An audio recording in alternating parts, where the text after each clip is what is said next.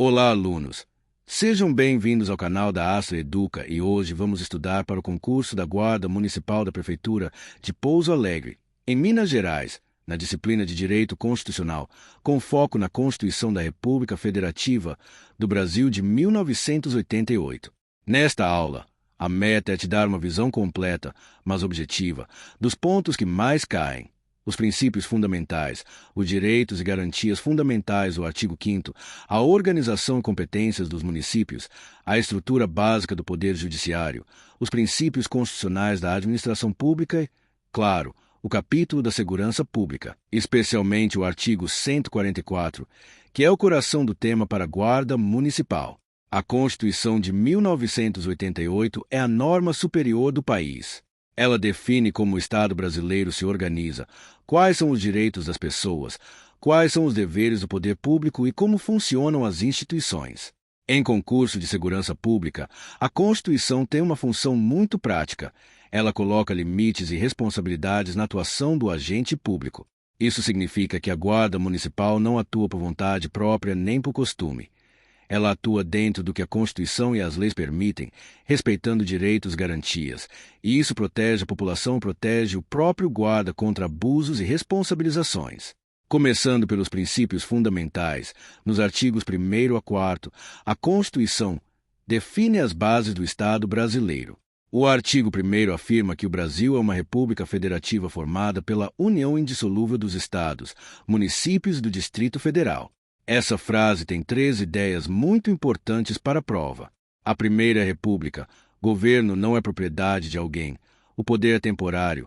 A responsabilidade e os agentes públicos respondem por seus atos. A segunda, federação. O Brasil é composto por entes federativos com autonomia política, administrativa e financeira, e não por departamentos subordinados. A terceira é união indissolúvel.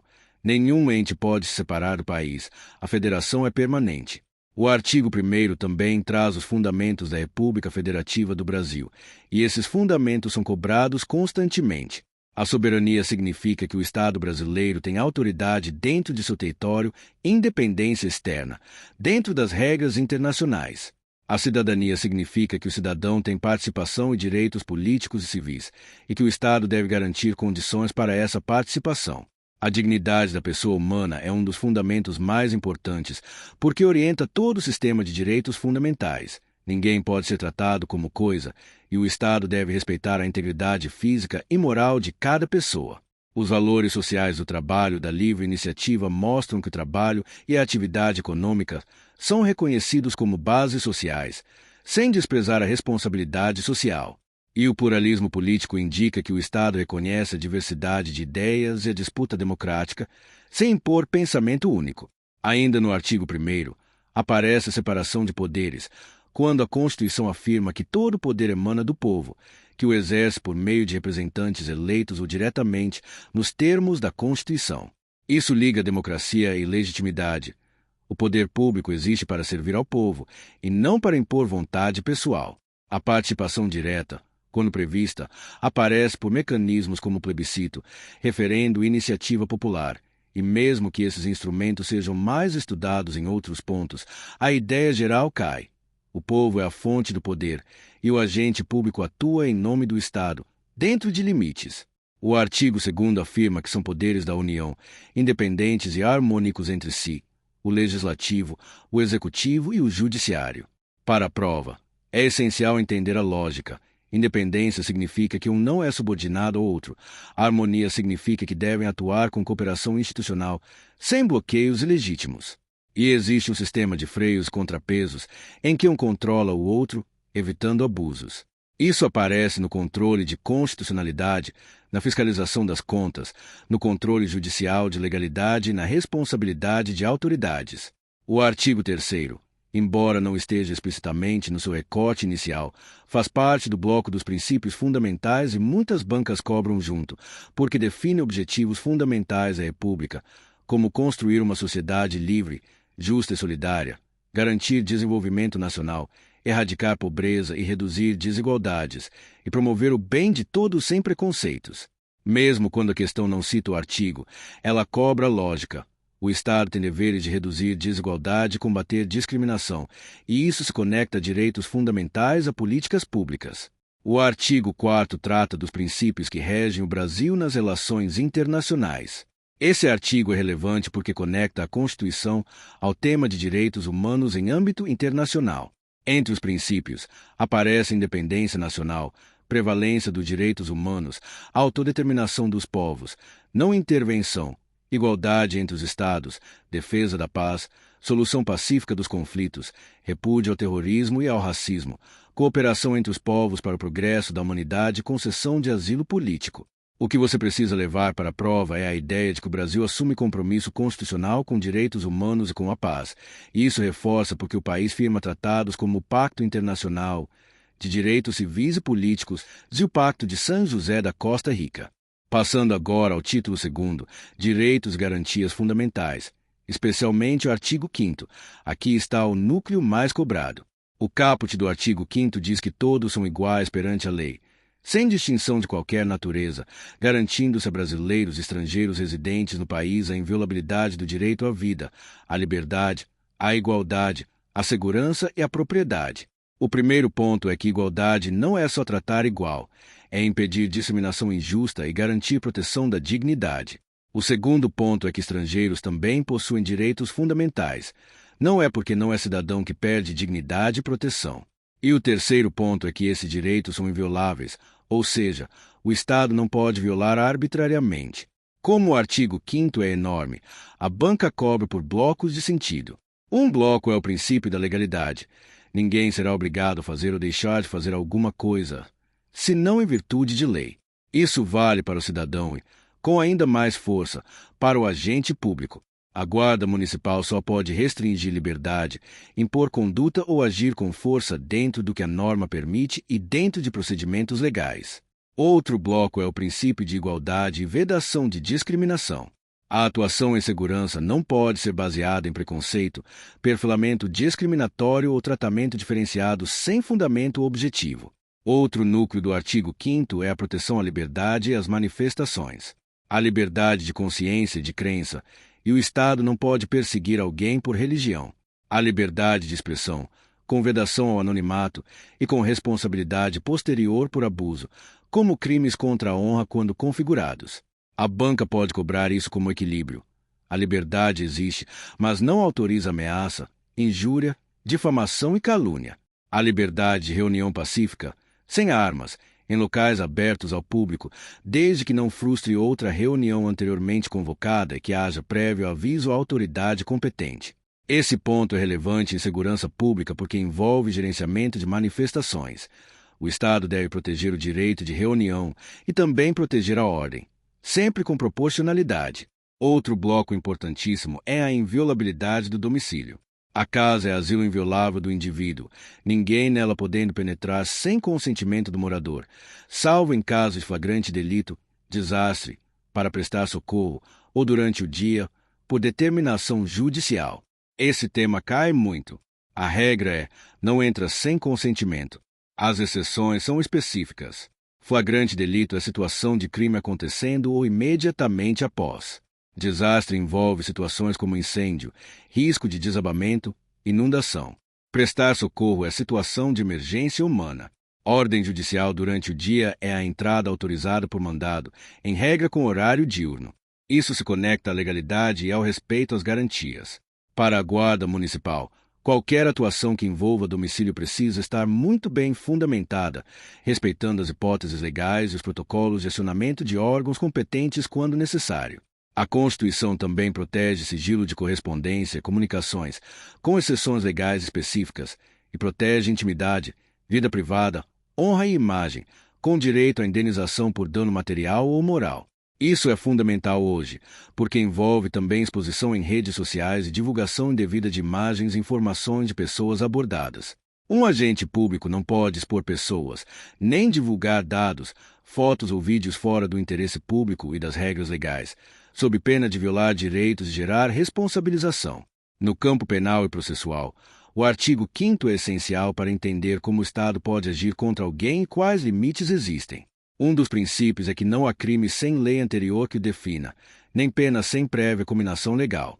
Isso é legalidade penal. Outro é que a lei penal não retroagirá, salvo para beneficiar o réu. Também aparece que ninguém será privado da liberdade ou de seus bens sem o devido processo legal. Devido processo não é burocracia, é garantia contra a arbitrariedade.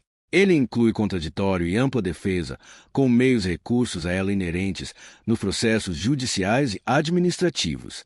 Então, quando a administração aplica uma sanção, deve dar direito de defesa, e quando o judiciário julga, deve garantir defesa e contraditório. Outro princípio muito cobrado é a presunção de inocência. Ninguém será considerado culpado até o trânsito em julgado de sentença penal condenatória. Isso tem consequência prática. A atuação do Estado deve tratar o suspeito como suspeito, não como culpado. A prisão e as medidas cautelares existem, mas precisam de fundamento legal. E a linguagem institucional deve evitar condenação antecipada. A prova também costuma cobrar que a prisão deve ser comunicada imediatamente ao juiz, à família do preso ou à pessoa por ele indicada, e que o preso tem direito de permanecer calado, sendo-lhe assegurada assistência à família e de advogado. Também a proibição de tortura e tratamento desumano ou degradante, e isso é absoluto. Não existe justificativa para tortura, nem para humilhação, nem para violência gratuita. Ainda dentro das garantias, o artigo 5º protege o direito de propriedade, mas afirma que a propriedade deve atender à função social.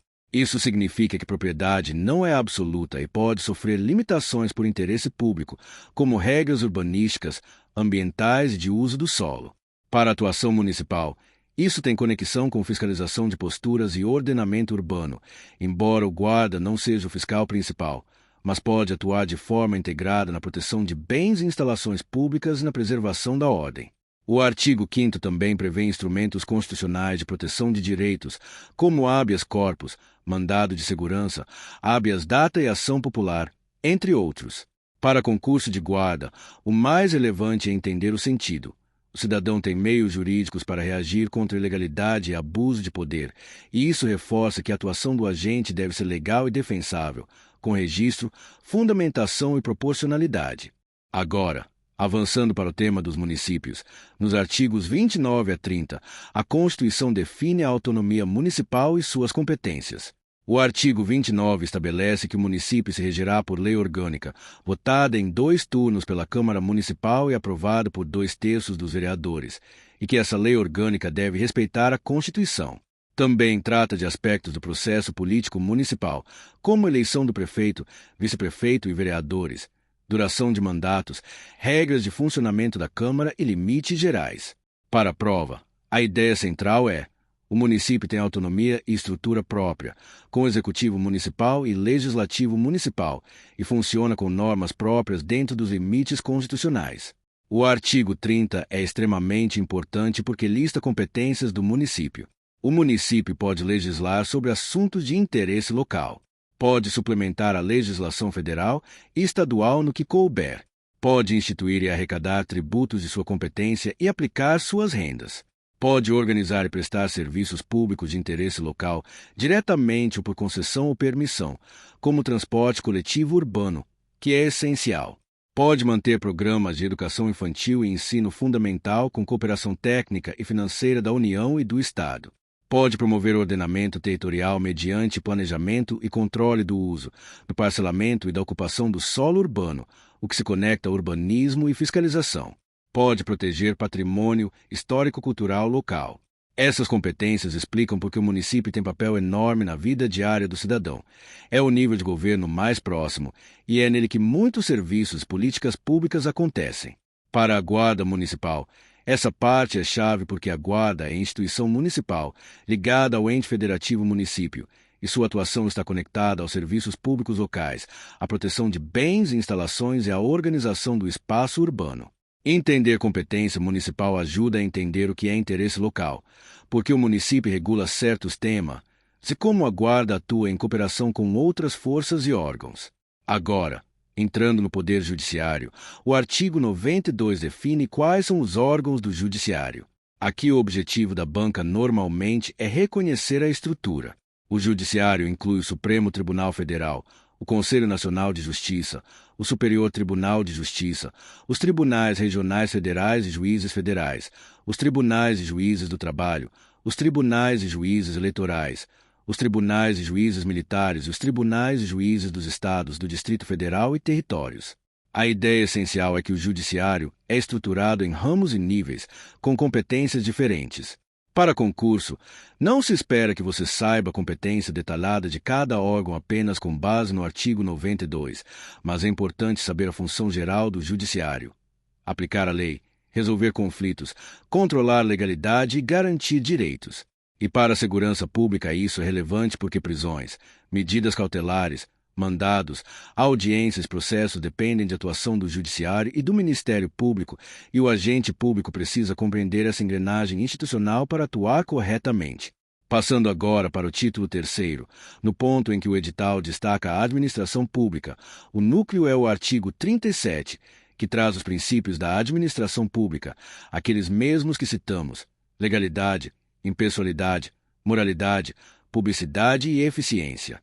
Essa parte é muito cobrada porque prova de guarda municipal normalmente envolve conduta do agente público. O agente deve obedecer normas, agir sem favorecimento, com probidade, transparência e eficiência. A administração também deve respeitar regras de concurso público para provimento de cargos, licitação para contratações e regras de responsabilidade e controle. A banca pode cobrar ainda a ideia de que o agente público responde por atos ilegais, que há mecanismos de controle e responsabilização. Aqui, é importante ligar a administração pública ao dever de motivação e ao dever de respeito aos direitos fundamentais. Quando o agente atua, ele pratica ato administrativo ou ato material do Estado, e isso precisa ser justificável. O abuso de poder viola a moralidade e legalidade e pode gerar responsabilização disciplinar, civil e penal. Em prova, isso aparece como pergunta sobre conduta do servidor, deveres e limites, e também sobre a relação entre administração e cidadão. O cidadão pode peticionar, pode obter informação, pode denunciar abuso e tem direito de ser tratado com respeito. Finalmente, chegamos ao capítulo mais diretamente ligado ao cargo: Segurança Pública, artigo 144, no título 5º, capítulo 3º. O caput do artigo 144 diz que segurança pública é dever do Estado, direito e responsabilidade de todos, e é exercida para a preservação da ordem pública e da incolumidade das pessoas e do patrimônio. Essa frase é muito cobrada. Ela mostra que segurança pública não é só repressão ao crime, é preservação da ordem e proteção de pessoas e patrimônio. Também mostra que segurança é dever do Estado, então o poder público é responsável por políticas e estrutura. Mas também é responsabilidade de todos, no sentido de colaboração social, prevenção e respeito às regras de convivência. O artigo 144 lista os órgãos de segurança pública. Aparecem as Polícias Federal, Rodoviária Federal, Ferroviária Federal, as Polícias Civis, as Polícias Militares e Corpos de Bombeiros Militares, e também, conforme a redação constitucional atualizada, as Polícias Penais. E aparece a previsão das guardas municipais como instituições dos municípios, destinadas à proteção de seus bens, serviços e instalações, conforme dispuser a lei. Esse ponto é central. A Guarda Municipal é reconhecida constitucionalmente e tem missão de proteger bens, serviços e instalações municipais, atuando preventivamente e colaborando com a segurança urbana, nos limites legais. É muito importante entender, para a prova, que a Constituição coloca a Guarda Municipal no contexto do sistema de segurança pública, mas com identidade municipal e finalidades específicas. Isso significa que a atuação da Guarda deve estar ligada ao interesse local, ao patrimônio e aos serviços municipais, e à prevenção e proteção no espaço urbano, sempre em cooperação com outros órgãos e dentro da lei. A lei infraconstitucional organiza detalhes de atuação, como princípios, competências e limites, e a banca pode cobrar a noção de que a Guarda tem base constitucional, mas é regulamentada por lei, com regras de atuação, uso de equipamentos e procedimentos. O artigo 144 também diferencia funções policiais. Polícia Civil exerce função de polícia judiciária e apuração de infrações penais, exceto militares. Polícia Militar faz polícia ostensiva e preservação da ordem pública. Bombeiros militares atuam em defesa civil e emergências, além de outras atribuições. Polícia Federal atua em crimes federais e funções específicas. Para a prova, o importante é reconhecer que cada órgão tem missão constitucional e a Guarda Municipal atua dentro do seu campo municipal, sem confundir competências, mas cooperando quando a situação exigir. Em termos de Estado democrático de direito, a segurança pública deve ser exercida com respeito aos direitos e garantias do artigo 5º. Isso significa que a atuação da Guarda, na prática, deve respeitar legalidade, dignidade, proporcionalidade, não discriminação e devido processo. A abordagem não pode virar humilhação. O uso da força não pode ser desnecessário. Restrição de liberdade deve obedecer regras de ser comunicada à autoridade competente quando cabível. E o registro de ocorrências, a comunicação e a formalização de atos são essenciais para a transparência e controle, porque o agente público deve ser capaz de justificar seus atos com base legal. Para fechar, eu quero amarrar o que a banca mais gosta de fazer. Ela mistura a Constituição com situações práticas. Ela pode apresentar um caso de invasão de domicílio e perguntar qual exceção do artigo 5º permite a entrada. Pode apresentar um caso de prisão e perguntar sobre direito ao silêncio, comunicação e assistência. Pode perguntar sobre competências do município e conectar a serviços públicos locais. Pode perguntar sobre princípios da administração e conectar com conduta ética do agente. Pode perguntar sobre segurança pública e exigir que você reconheça o papel constitucional da Guarda Municipal e seus limites. Então, se você guardar o mapa, você acerta. Princípios fundamentais definem base do Estado e compromisso com direitos humanos. Artigo 5º define direitos e garantias que limitam a atuação estatal. Artigos 29 e 30 mostram autonomia e competências municipais. Artigo 92 organiza judiciário. Artigo 37 orienta a administração pública com princípios. E artigo 144 define segurança pública e inclui as guardas municipais como instituições para proteger bens, serviços e instalações, conforme a lei. Esse conjunto é o núcleo do direito constitucional para o concurso de Guarda Municipal de Pouso Alegre.